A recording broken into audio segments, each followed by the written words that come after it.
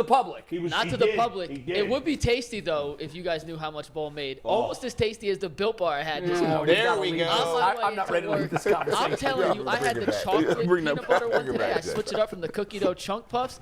Just as delicious, the same nutritional value, 15 grams of protein, How do they only fit all that protein 160 in there? calories.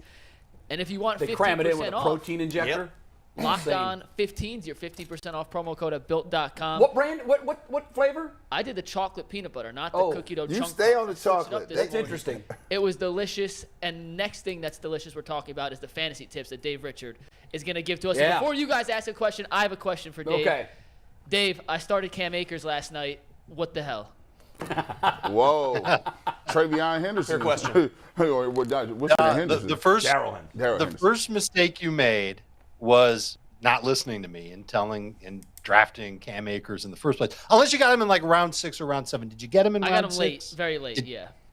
Okay, then I can't blame you for doing that, but you had to start him with some trepidation. I don't think anybody expected just 3 carries. He looked that was horrible. exactly as bad as he looked in the playoffs in January. You should be very thought he was.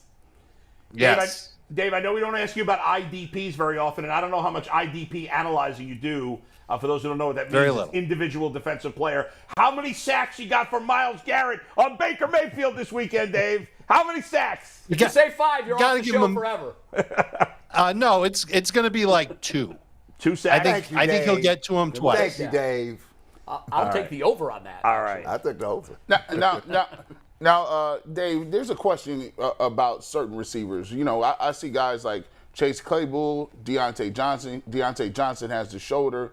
What do you think their upside is with Mitch Trubisky? And is that a couple of receivers you would kind of shy away from? No, I think if Deontay Johnson plays, fantasy managers are going to start him. I thought Trubisky looked pretty good in the preseason. So if he can carry that over into the regular season, I don't think he'll be a problem. And I think we're going to see a different style from the Pittsburgh Steelers offensively. And I think they might be more inclined to throw because of what we saw from Trubisky in the preseason. Mm-hmm. And from all accounts, he had a pretty good camp too. It took Kenny Pickett a little while to get on the same page as the rest of the offense. He's probably a good step and a half behind Mitchell Trubisky from actually playing. And you know that the biggest issue in Pittsburgh is their offensive line anyway. And you saw last night how important an offensive line is to a passing game. If the offensive line is a problem in Pittsburgh, why would they put their rookie behind that line? So I think they're going to wait until that offensive line starts to gel a little bit, if it gels a little bit.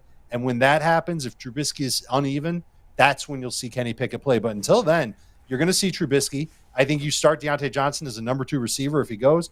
And I think Claypool is an interesting sleeper this week, both in DFS and in seasonal play. That slot matchup going to be very juicy for him. Dave, Allen Robinson, we've blamed all the bad quarterbacks he's played with for the last bunch of years. Last night, only 2 targets, 1 catch, and the second target was right at the end of the game. Concern or blip on the radar? I think it's concern. And I'll tell you, before I came on with you guys, I spent a good 30 minutes watching the film. I got through about 2.5 quarters. And the only way that Allen Robinson gets open is against zone coverage, either when he's crossing the field or he's running a short out route. Wow. Even at times when he was covered by Dane Jackson, and you guys might say, who's Dane Jackson? He's a pretty good corner for Buffalo. He could not get open.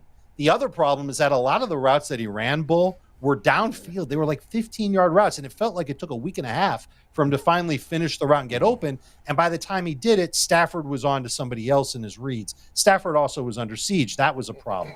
So I think fantasy managers are going to have to take a big step back in terms of expectations for Allen Robinson after all. And this is one of the problems we have when a team doesn't play their guys in the preseason. And when every single report out of training camp is, oh, Allen Robinson looks great, and Allen Robinson gets along well with the quarterback, and all these positive about Robinson. Well, we just saw him play in his first competitive game this year, and he looked like he's about 35 years old.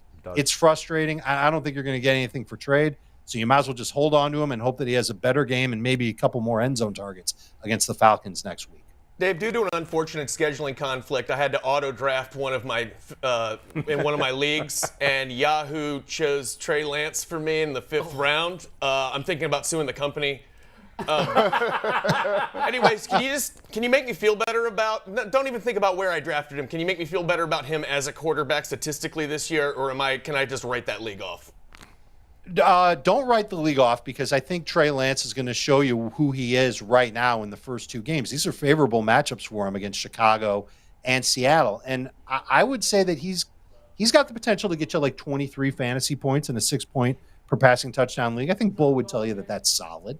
The first 2 weeks of the season, I think he's got a shot at that. Now, if he really dominates in those first 2 games, then I like his chances to actually step up and keep it going when the matchups get tougher. And there's a lot of tougher matchups coming his way. Denver in week 3, the Rams in week 4. I think you start him this week, but make sure you find another quarterback to put on your bench for when, not if, Trey Lance starts to struggle a little bit. Who's that nobody has right now, or is everyone's looking past? It's still available. Matt Ryan, maybe? I think you might be able to find Trevor Lawrence. He might have gone undrafted. Justin Fields is another one. We might see Tua Tagovailoa actually put up some good numbers this year. Those would be the first 3 that I would look for. Thanks. Yeah, there's a guy in Miami. And it's not Tyreek Hill. Jalen Waddle. What the heck are they going to get with Tua? He's getting some touches taken away from him with Tyreek Hill. What's the upside for Jalen Waddle? I think we're going to see a lot of targets funneled to Jalen Waddle and Tyreek Hill. Not in that order. Tyreek's going to get more. But Waddle was great last year as a short area target for Tua. Say that 10 times fast. Yeah. I think as long as he's on the field and he's close to 100%, we know he's got this injury bothering him. I think he's going to find ways to make plays after the catch. That's the whole basis of what the offense in Miami is supposed to be. And defenses are going to be forced to key in on Tyreek Hill or play a lot of heavy zone. That means that there's going to be a lot of short and intermediate throws. You know, those throws were available for Allen Robinson, but it took him a while to get open. It will not take a while for Jalen Waddle to get open, provided that he's healthy. We'll get an idea of that on Sunday. I think he's got 5 catch potential as a floor. I don't know if potential is the right word to use there, but 5 catches as a floor for him week in, week out. And he might get as many as 10. So in a PPR league, he's a surefire starter with great upside because of what he can do after the catch. Dave, how long have you been doing this, the fantasy gig? Oh, long time. Oh, Jay. I've been playing since 97. Wow. And been writing about it since 03. Have you? What's the earliest you've ever seen someone draft a kicker?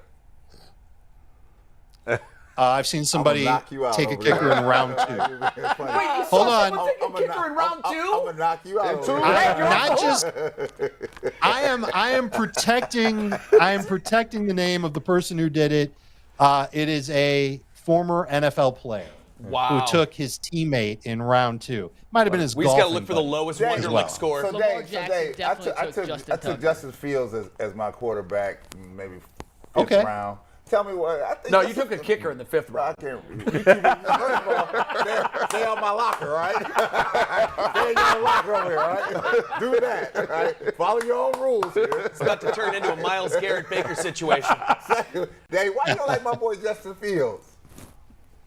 I like him. I don't love him.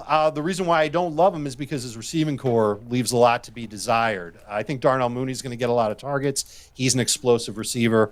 Cole Kmet is not an explosive tight end, but he's a good short area guy. They're definitely going to draw up some plays for him. And Justin Fields is going to run a lot. And that's one of the ways that you make some hay in fantasy football. Again, citing an example from the Thursday night game, Josh Allen had a lot of yards rushing. When you've got a quarterback that can put up good numbers as a passer, but still give you 50-plus rushing yards, that's what makes a great fantasy quarterback. Remember, the name of the game is stats. You want to get players who can get as many stats as possible, and Justin Fields should get a lot of stats, not only on design runs, but, man, that offensive line in Chicago, it's a mess. And when it flushes Fields out of the pocket, he's going to take off, and he's fast, and he doesn't mind picking up chunks of yardage at a time if it means keeping the ball and not turning it over and maybe getting some points on the board from the By the way, Dave and I have been talking fantasy football for years. He's been on my radio show in the past. Dave and I did a radio show. Remember that, Dave? It was a while ago. Oh, of course. It was so much fun. Do you remember when our last segment we tried to answer as many questions as possible? Yes. And we got to over 100 questions? Yes, I do remember that. Dave and I hosted a fantasy football show together on CBS Sports Radio. It was the fastest 2 hours of radio. It felt like it went by in 2 seconds. I remember that. And in the last segment, we would, as Dave said, we would see how many questions we can answer from fans on Twitter, that's cool. whatever. We broke a record for over 100. But last thing, well, two last things for me, and then that's it. Rashad Penny, your thoughts on him, especially with Walker out for this game. but who knows about game script because they're playing Denver and they might get blown out. And the second thing, to wrap it up, if you deep league, you had to grab either Donovan Peoples-Jones or David Bell for this year. Who you taking? Oh goodness, I think I would take Peoples-Jones on the off chance that he gets more targets than we expect, and then if he doesn't, pivot right to David Bell right after that. As for Rashad Penny, I think he gets a lot of work. I think Seattle actually finds a way to keep it close against Denver. Who knows Russell Wilson better than Pete Carroll and the staff in Seattle? They've worked with him for so many years. I think they know how to irritate him, and they're going to try and keep the ball out of his hands. And Penny was great last year. Remember, in his starts when he was running, we're talking about 7 yards per carry, especially in games when he wasn't running against a great defense like the Rams. It was the only time he struggled last season. And I think this Denver defense will be good, but against the run, I think they're going to have some aches and pains. So Penny, for me, solid number 2 fantasy running back this week. Let's go to Mikey McNuggets has some McNuggets. questions. Go ahead, Mike. Yeah, Dave, since we started, we've got a couple questions from the internet they want to ask you. Start them, sit them, and whenever we ask the internet, their questions are brought to us by PCC Airfoils. Are you looking for a job with career advancement and great benefits? PCC Airfoils is a leading manufacturer in Northeast Ohio. All locations of PCC Airfoils in Eastlake, Mentor, Wickliffe, and Minerva are hiring for all positions starting at $18 and up, plus full benefit packages, paid time off, and signing bonuses. Apply online at precast.com/careers to learn more. So the first one comes from Kevin Murphy. Kareem Hunt or Chase Edmonds? Start him or sit him? Who would you take? Edmonds is who I like better, even in non-PPR. Number 2 from Steven Lutz. In a flex position, Russell Gage or Adam Thielen? Thielen, even if Chris Godwin doesn't play. And So last definitive. but not least, I like that. Terry McLaurin, the Buckeye, or DJ Moore, the Panthers' number 1 receiver going up against the Browns? I know you guys aren't going to like hearing this, but I think DJ Moore gets somewhere between 10 and 15 targets and is a real pain in the butt against the Browns secondary. I would start DJ Moore. I've got Moore as a top 10 wide receiver this week. Dave, we don't like that. I think Denzel Ward's going to kick his ass. Yeah, on that note, thanks, Dave. We'll see you next Friday. Thanks, Dave. See ya. We hope you're wrong on that last tidbit. He's usually right. We'll find out. Yeah. Dave Hey, Richards, good our luck in your fantasy guy. leads this week, guys. All right. Thank you, Thank Dave. you very Thanks, much. buddy. Thanks, Dave. Yeah.